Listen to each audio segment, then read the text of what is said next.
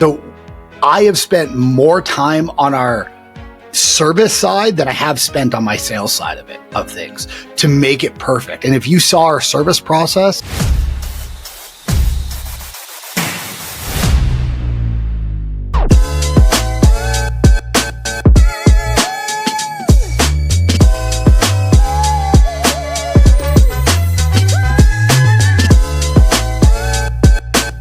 hey buddy. Okay. All right, so thanks so much for coming on there. And actually, thanks for reaching out, first of all. I appreciate it. Right. Overall, I just want to get as many questions as I could possibly get answered for you. So why don't you just kind of start off about tell me where you are in your janitorial journey, and then we'll kind of hit it from there. Yeah, so I've been at my company for 2 years now. We're fizzling out of the residential piece. We were doing residential and commercial, but now we're just fully going full throttle on commercial and branching completely out of residential. We're doing about, if you combine commercial and residential, we're doing about $250 a year. I have some subcontractors and I have 6 employees. There was a time I had 20 employees, but I dialed back on the residential so I could focus more on commercial. So I came across some of your YouTube videos, and I like your sales piece where you talk about, hiring virtual assistants and focusing, dominating the sales, because you said something that was key in one of your interviews. Most cleaning business owners, they start off thinking they should know how to clean. And we think that's the most important one. Where we should be focusing on is the sales piece. And that's where I'm missing at. Yeah. How did you get to your $250 a year? Residential. Residential? Google local leads. I did a little bit of Craigslist. I did some Google ads, Facebook ads, but really I dominated on the Google local leads. Now it's oversaturated, but Google local leads is what really propelled us. Okay. So out of the $250 a year, how much is commercial? About 15. 15,000 is commercial? Yeah. Okay. Alrighty. Yeah, okay, right. So are you going to completely drop the residential, or are you going to just phase it out over time? I'm going to phase it out over time because I have a lot of reoccurrence, but I'm going to phase it out over time and just focus. Okay. I'm just going to take a shot in the dark here. Residential is too hard to scale, high turnover, picky clients, just too much work for the amount of money you make. Is that correct? That is correct. I have to know the dog's name. I have to know the cat's name, which is understandable because you're coming into someone's home. As far as if some of the businesses we clean, they don't own the businesses, some of these managers, so they're not as particular as residential. This is their home. This is how they like it. They own it. They want it done the right way. Yeah, I've never seen, if I can be honest, like a residential company that's massive and that's not like a franchise company. Just the scalability of it is so difficult.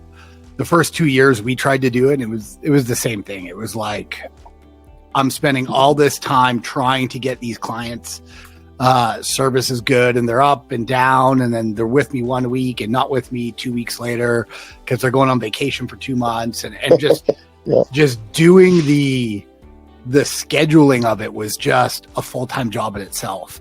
Where commercial is a lot more set it and not forget it, but you can set it and scale with it, provided you have somebody good inside the facility. So I don't think you're making a bad call, but the transition itself is usually a lot of work.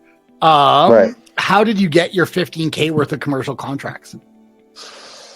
I hired someone to do some Google ads for me that brought in some commercial clients, and the rest, I had 3 virtual assistants at one point. Now I got 1 virtual assistant, and we just cold called. That's it. Just cold called. Okay. Why do you stop cold calling? Or are you still doing that? I wasn't good at it. That's why I'm reaching out to you. I just, just being honest, I wasn't good at it, because when I started the residential piece, Peter, I came in with the mentality that I can run this thing remotely, which you can to a certain degree, residential, but I didn't want no parts of it, if that makes sense. I didn't want no parts of it. I get it. I just wanted the money to roll in, and that's when I almost lost the business. Remember, I said I was at 20 employees and I had to drop down because the leadership wasn't there, honestly. Yeah. And now I'm refocused, and now I'm fully in it. Yeah. Yeah, I've had up and down, so like I get it. Okay. Let's maybe tackle wasn't good at cold calling. So why don't you think you were good at cold calling? Well, just looking back, I should have probably monitored the calls. I just threw them a script and said, just follow this script and we'll get businesses. But I should have took more time to teach them how to navigate. When you get some pushback, how do you navigate around that? How do you get to the decision makers? Sometimes we'll hit the secretary and they just give up at that point. But that was just me just worrying about the numbers. All right, on to the next, and there wasn't no training in place. And that's where I said, and because when I hired the virtual assistants, they came in with experience, right? So I approached it like, all right, they have the experience. I don't have to train them. All I have to do is provide them a script. But there was no training involved, Peter. And that's where, right. Oh, dude, that makes more than enough sense then. Right. Yeah, so I think the biggest mistake when people hire a virtual assistant is they go, "Oh, I'm hiring somebody with experience. I can just put them on it, and they're just going to do it without any type of training, any type of supervision. They're just going to do it." And I understand why you think that, because you think you're hiring a specialist, but you're really not. You're hiring somebody that's worked in a call center, that's had supervision, that can only do it if they have supervision. Right. So imagine hiring a cleaner, and because they have cleaning experience, you don't train them, you throw them in a building and you just expect them to do it. Right. Like it's going to go so sideways before you even know it. And it's the exact same thing. So any type of virtual assistant. So like we have a rule, every virtual assistant we have, we treat like they're an employee. So they're on our morning meetings. They're on our morning wins meetings. They have performance reviews. They have training no different than a manager would have, or a salesperson or a cleaner would have. Like every single person needs to be trained on our culture, our values, and then job specific tasks. And they need a supervisor to oversee them. So when we have appointment setters, we have, I think, close to 20 right now. I want to say 20, but we're close to it. And for every 8 appointment setters, we have one team lead that trains them. Okay. And is responsible for managing them, is responsible for having them hit their targets, is responsible for tracking their commissions, is responsible for terminating them, is responsible for doing the final interviews after our HR department has done it. And it's a full-time job to ensure that they perform every single day. And just last week alone, we did 73 estimates. Wow. Right? So that is the work that goes on. 73 estimates. Wow. Right? So out of that, 35 will show up.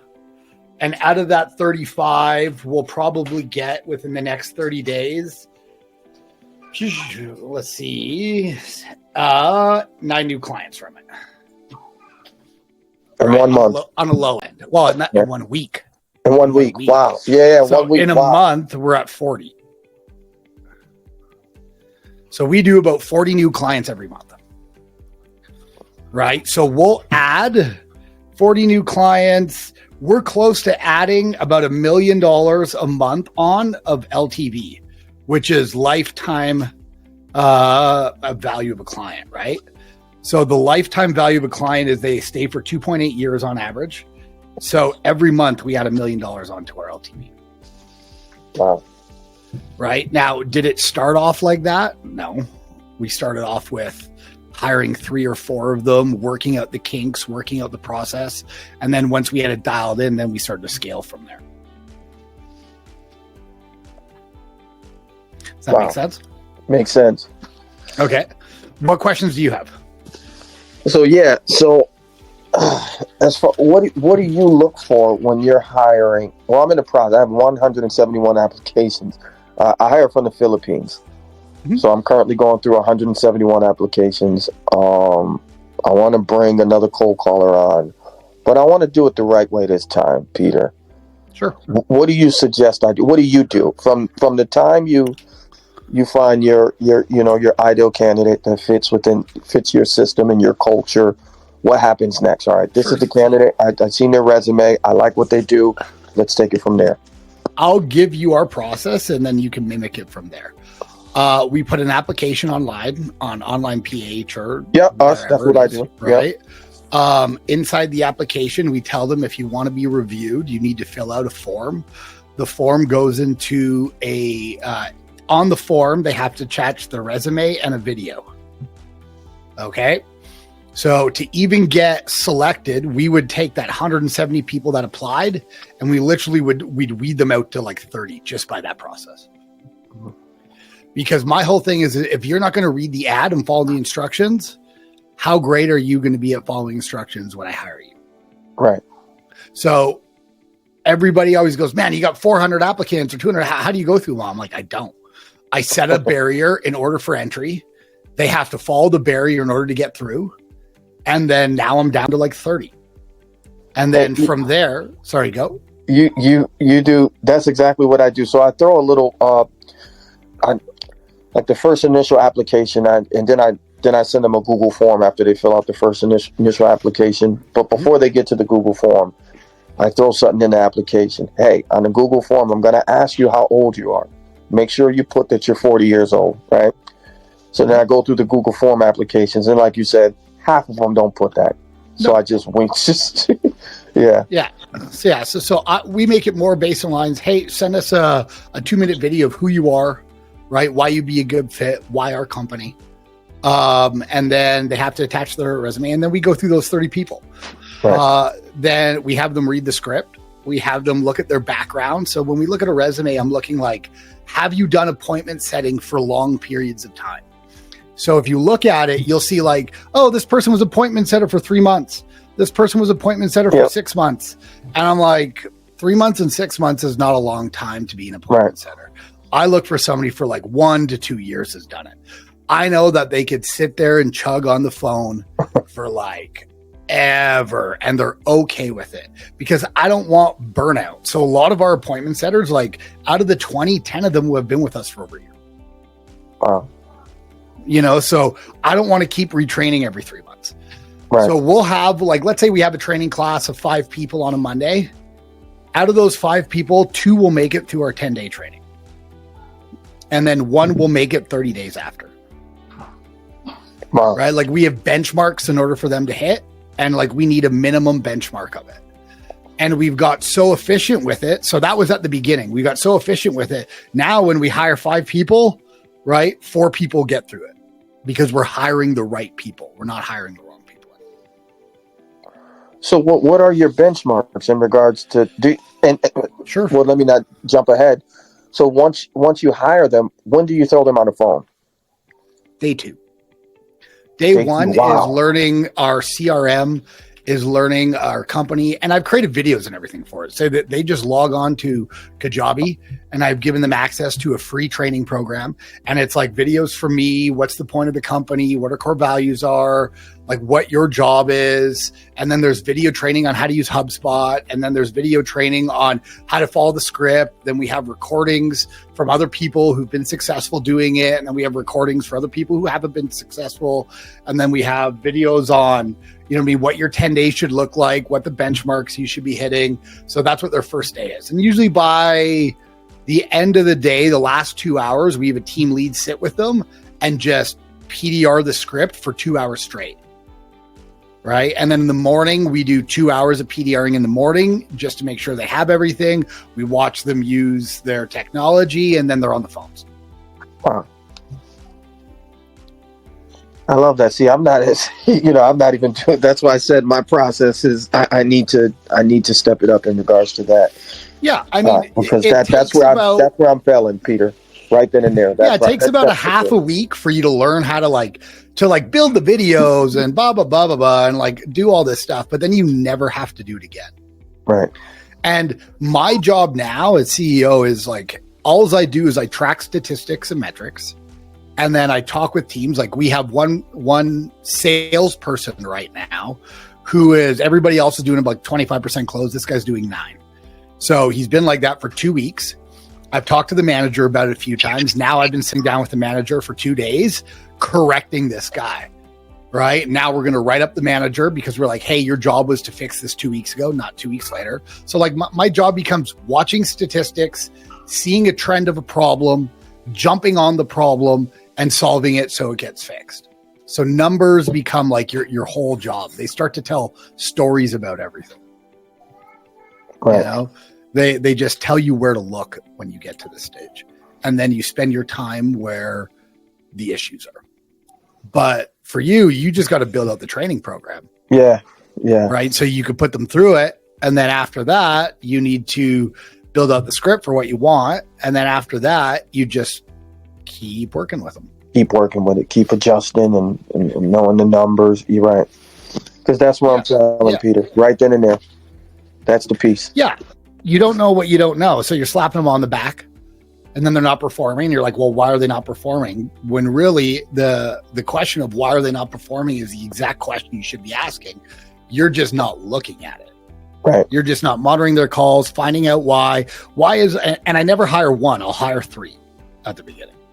Maybe you lose 1, but you're down to 2, but you want to start to see trends and patterns. And you can't see trends and patterns with one person. If I bring in, let's say 5 people and they're all doing 125 calls except 2. Sorry about that. Amanda, can you grab my phone? It's Ava.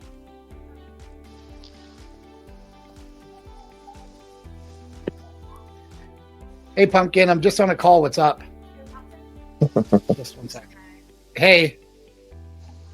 I just, I'm at to school. What do I do? You have to go in and get them. What grade are you in? 5. Sorry, Amanda. Thank you. Sorry, my daughter's picking up my son.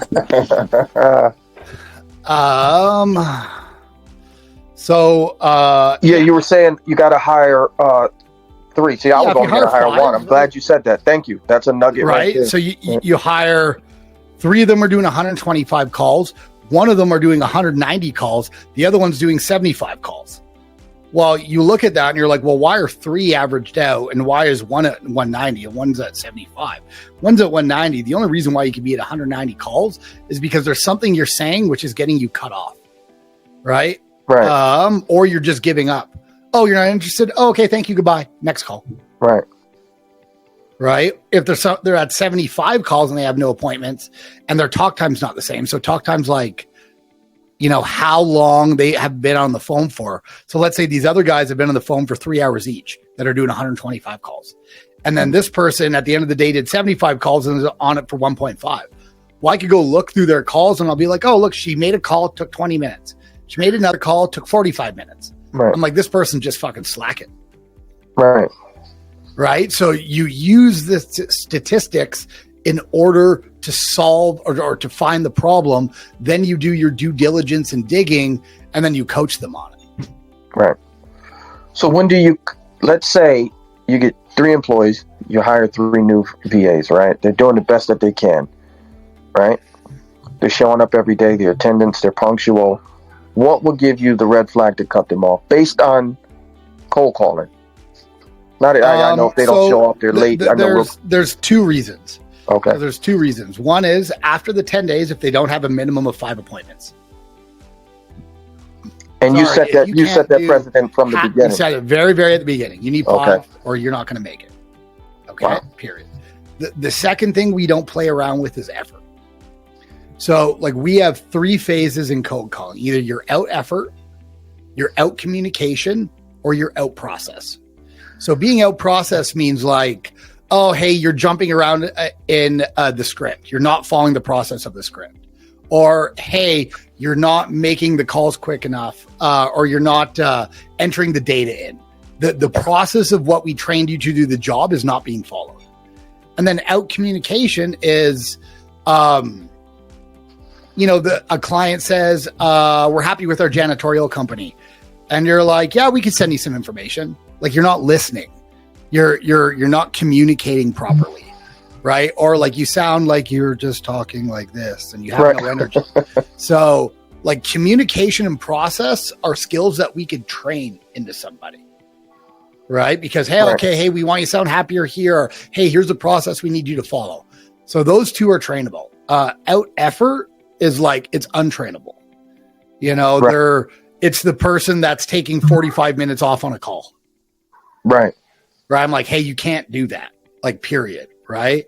Or they're giving up on a call. Someone is like, nah, I'm not interested. And they're like, okay, thank you. Goodbye. Right. Like, that's not a process. That's just an effort issue. You're not trying. So out effort is when we remove people. Like, let's say I'm coaching them and they're like, no, I don't want to do it that way. Blah, blah, blah, blah. I'm like, okay, this is an effort issue. Right. So if it's an out effort issue, we'll remove before the 10 days. If it's communication or process, we'll work with them to the 10 days, but they have to hit the minimum metric. Okay. So when you say appointments, 5 appointments, it has to be motivated clients, correct? Yeah, like we have a classification for what an appointment is. Okay. That's what like a decision maker. With a decision maker, an influencer. So a decision maker is somebody who can sign a piece of paper. An influencer is somebody like when you get up to like $1,000, $1,500 a month contract, the owner is not doing it with you. Right. Like, he's just not. There's no way you're going to get him on there. He doesn't give a shit about it. But they probably have an office manager, maybe a branch manager, somebody that talks to the owner and is like, hey, we need to change this. Can you please sign this? Blah, blah, blah. So it has to be with the influencer or decision maker. It can't be like with an administrator. Okay. They have to have problems. They have to have a janitorial company that they already have cleaning for them. We won't even do quotes with people that don't have janitorial companies because they're like, yeah, you know what? Maybe I'll take a look at it. Then they always see the price and they're like, nah, I don't want it. Yep. Right. Exactly. So they have to have a janitorial company. They have to have problems. It has to be with the influencer or decision maker. For us, it has to be within 45 minutes of a downtown area because we operate all across Canada in multiple cities. I don't want to take a contract in some 30,000 person town, and then I got to find a partner there. It just becomes too complicated. It becomes a headache, yeah. So these are the main things that we look at. Wow. So Peter, outside of sales, again, I listened to your interviews. Some of your interviews, man, you're inspiring, brother. Thank sometimes you appreciate it. Sometimes you can get going, and you sound like more so like a motivational speaker, and I try not to get caught in that zone, but like, I've done it I've just invested so much money into my mind and I spend so much time reading and like, it's hard for it not to just come out. Like it's very difficult for it not to come out. And it's also difficult not to argue with people. They'll be like, oh yeah, they'll say something. I'm like, I just don't agree with that whatsoever. Right. Because they probably heard it somewhere from a book or like on a post and they're like, oh, this means something. And I'm like, I think you're looking at that very one-dimensional. But nonetheless, yeah. So thank you very much for that. What else do you feel like you need help with? The most important piece is sales. Okay. Sales. I want to hit the phones, cold callers. That's what I'm mainly right now. We do have I have some people I hired from India that's doing my email marketing. We just started that up. Our warm emails is pretty much finished, so we could really put the. Are you doing that with Insightly? Sorry? Insightly? No. We're not. Is that a?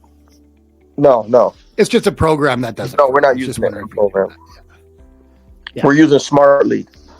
SmartLead? Okay. I don't know if you heard of SmartLead. No, I haven't, sir. Oh, okay. Yeah, we're using SmartLead, and we're just warming up our emails now. But, I really want to hone in on the cold calling. That's one of the main points I need to focus on and really grow in that area. Because like you said, the VAs that I had in the past, they'll bang out 150 calls. We're not getting enough appointments, and I just give up on it. You know, when our leads are probably great, it's just me not leading them the right way as far as So let me give you just some the biggest reason why people give up and the biggest reason why people fail is because it's an underestimation of efforts, right? You go into something thinking, oh, this is only going to take X amount. And then you find out it always takes more money, more time, and more energy. And then you're like, and you don't anticipate for it. So what you do is you go, oh, this isn't working. And then you run away from it. Right. And people do this all the time. They do it in relationships. They do it with their health and fitness. Somebody starts a program, a month goes by and they're like, oh, what the fuck? I'm not in shape. I'm like, well, yeah, do it for 12 months. Right. And then tell me if you're not in shape. So what ends up happening is they underestimate the amount of time, energy, and effort something's going to take. And then it always results in failure in their minds. So however long you think it's going to take, times it by 10, and then put the time, energy, and money into that for that length of time, and then you'll have it. Right. So like it takes a lot of time. It took me to figure it out. It took me 6 months to figure it out. And if I would have had the information that I just gave you, it probably would have took me 1 to 2, but it took me 6 months, and that was 6 months of losing money. And like, I was losing 40 grand a month trying to figure it out. Wow. And then it was just like, we hit the angle right. And then it was like, boom, we did 25,000 next month in sales. And we're like, okay, worked it. But it was like, tweak this, tweak that. And there was no major changes. So major changes make you start back at zero. Right. It was these like, I gave you the foundation of what to do. Right. And then after that, it was like these 2% tweaks here, 2%. Okay, let me just change this line in the script. Because what I'll do is I'll monitor their calls and then I'll have like a script in front of them in myself. And every time they get cut off, I'll just put a line there. And then they do it again. I'm like, oh, look, he got cut off at the same spot.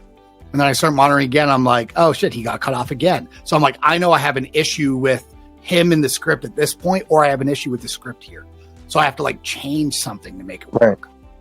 Right. So everything is like monitoring, evaluating, pivoting.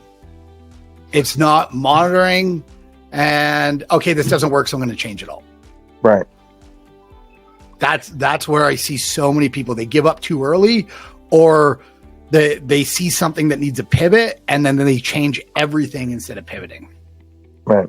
What I'm hearing, Peter, though, what separates you from me, and especially on the sales piece, is you're in it, brother. You are in it. You're paying attention to detail. You're listening. And that's where I have to be. I know in order to grow where I want to grow, I have to put the time in. And like dude, you said, you're going to hate it. Once or long, but you got to put that time in. Yeah, dude, you're going to hate it. Right. But you got to put a time into all of it. Like, right. I built out a service department now where we have 1, 2, 3, 4, I think 7 to 10 people. And I had to figure out how to get a ticket in. How can we, because we would get a ticket, we would let the partner know, and then the problem wouldn't get solved. So then we're like, okay, what's the issue? Is the partner not doing it? Or do we not really help him and give him enough information? So I have spent more time on our service side than I have spent on my sales side of things to make it perfect. And if you saw our service process, your fucking jaw would drop. It is like the booklet is like this of how to solve problems, where the sales one's like that because it's very repetition. But the service one is like most people, like I did that podcast with Ricky and he brought me in for sales. And then we went out for dinner the day before. And then I was talking about process and he's like, holy shit, you know more about process for like service than you even do for sales. And I was like, oh yeah. Like, cause there's no point of bringing on 30,000 a month of new clients and losing out the back door. Right. So like figuring out, cause we don't have people that go down and view buildings. We don't have people that go down and do inspections. We have our partners do it all. So we operate across country with nobody in these cities other than our partners, and they're responsible from start to finish with that contract. So like we had to teach them and educate them. And how do we do this without going in and showing them in person how to do it? Right.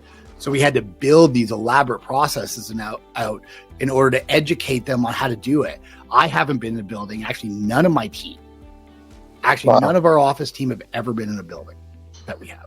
Wow. So that was the most amount of work. Peter, let me ask you this. Did you, starting your company, was it under a franchise or you grew this from the ground up? Ground up. Ground up, okay. Because I see a lot of guys and they talk about their company, but I'd see most of them came from like a franchise. It's rare that I see someone like you who's grown it massive, from the ground up, Yeah, And that's it. That's more inspiring to me to see someone that, like me, grown it from the ground up. Yeah. Like it's most of the guys that come from franchise, they started a franchise with somebody, or they joined a franchise, they realize that they're being scammed, right? And then what they end up doing is they end up leaving the franchise and just doing it on their own. Right. But the franchise taught them everything how to do it. Right. But yeah, we did none of that stuff. So I just picked up the yellow pages and made a phone call. That's my daughter. That's more than fun. I got two kids. Beautiful.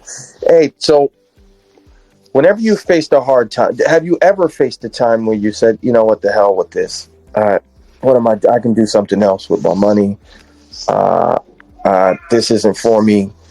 Like a tough time. How did you get through it? We all go through those tough times in our business. I've had tough times. Like I've almost went bankrupt 3 times making pivots. Right. One was 2 years ago.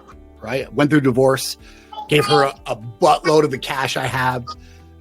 We were doing 5 million. We were capped out at it. I couldn't get past it. And it was because some of the things we had in our company that were bringing in tons of cash, very profitable, but we couldn't scale past it because it was a constraint on the business. So I had to get rid of it completely in order to do it. So like I've had times like that, but I've never had times where I wanted to give up. And I guess the giving up factor comes from the fact that like it's the valley of despair. You're wanting to start something new. You're very, very excited, right? And then all of a sudden you become informed optimism where you're like, oh my God, this is going to be a little bit tougher, right? But like, I think I could get through it. And then you hit this valley of despair where you're like, yeah, I think it'd be easy to start over again. But all you're doing is starting from scratch somewhere else. Right. So I've never wanted to do that ever. I've always just been like, okay, I'm in this valley where I want to kill myself, whatever, right? I just need to figure out how to get around it. So I have a saying I always say to myself, if I'm as smart as I think I am, then I should be able to figure this out. Figure it out. And like, I'm not a intellectually smart, educated person. I'm a high school dropout, but I have a ton of perseverance. And if you ask my wife what my one superpower is, she's like, every time your back's up against the wall, you always figure out how to get out of it. And you not only get out of it, you come back better than you were before. So, no, I've never thought about giving up, but if you're in that valley, it means that you're probably 6 months to a year away from getting out of it and having a business and a lifestyle that you really want. But if you go back to the beginning, you're probably 3 to 5 years away. Right. Wow. So does that help? Helps a lot. Yeah. So like when we almost went bankrupt 2 years ago, like it was not like 3 months to get out of it. It took me a year and a half to get out of it. I cut my salary. I cut everything. I sold a house that I had in order to get the cash out for it. Right. Like I literally went broke. I was down to $5,000 left. And the next month it was like, 15. The next month after that, I was like, 45. And like, then it was like, we just spiked out of it, but it was a year and a half of hell. What did you do differently to transition out of that? We worked in an office before. Okay. So like we worked in an office. I had to get out of the office. I had to really review. I had to have a brutal conversation with myself. And I was like, I want to sell this thing for like 40 million in like 5 years. With the way I have it built now, is it sellable? Right. And I was like, no. So I had to look at the parts that were not sellable, and I had to like cut them and rebuild them in a different way. But it was going to take a year to get that cash flow back, where I was cutting something that gave me cash immediately. So, and I just had to make the hard choices. Like they were extremely difficult choices. And it worked. Wow. That's every day I sat back and wondered, I'm like, am I doing the right thing? Am I doing the right thing? And then and then we went 6 months losing like 40 grand a month because I'm trying to figure out this new process of how to do it. And like, it was by far the hardest time in my life. Then I developed a chronic disease where I had like 103 fevers for 5 months and I had to fly somewhere to get surgery. Wow. So like all of it was happening at once. Like every single aspect happened at once. And then we still made it out of it. Wow. What's next for you, Peter? 40 million. You know what I mean? So like, that's what's next. We want to hit the target of 40 million in 5 years. Tough target. I need to level up as a CEO, because in order for us to do that, we need to now bring in high-level talent. That high-level talent is only going to want to work with a CEO that is also high-level talent. And right now we have good talent in managerial positions, but we need to start investing in people that are worth 20 grand a month. Right. You know, like 30 grand a month, we're paying them to be head of operations and head of growth. And that's how we're going to scale to get to 40 million like that. I can't do it by myself anymore. So that's what's next. So how do you become a better leader? Because remember, I told you that's what I lacked when I wasn't fully involved on the residential side. But what did you do? You said one time you had to look yourself in the mirror, look deep down and say, hey, I got to make some changes. I got to do this within my business. And then I remember one of your interviews, you said, man, I started working out. I started doing these things. Yeah. I mean, like I'm really good at confronting the boogeyman. So like, I don't run from my problems. If there's a problem, I will face it dead on. I don't shove it in the closet, hope it goes away. I'm constantly reviewing statistics to ensure that our company's going upwards, not up, down, up, down, up, down. And if there's any type of down statistic, I immediately go and I deal with it. You know, so like you have to confront the boogeyman, like, and you've already confronted it. Oh yeah, I wasn't being a good leader. So you already knew you weren't being a good leader. So What is a good leader to you? And then just find the attributes of what a good leader is to you, and then be that leader. Like I know I make it sound a lot simpler than it is. I know. Right? So, but if you really break it down, it's not that hard. You know, it's just not that hard. It's just the daily work that goes into it, and it's your fear of failure, not knowing if I'm going to be able to do it. Like I have a fear next where I'm like, man, I got to invest in people that are going to be paid 20, 30 grand a month. And I'm like, that's a fear to me. But like, I remember having that same fear when I invested somebody that was making 5 grand a month in the sales. I was like, man, that's a lot of money to me. I don't really know how to manage them. I don't really know how to lead them, but I just did it anyway. Right. You know, and then I figured out through time how to do it better and better and better. I just never gave up on it. I just pivoted those little 2%. And then now I am where I'm at. Wow. That's it, my friend. I have a lunch meeting that I need to attend to. Yep.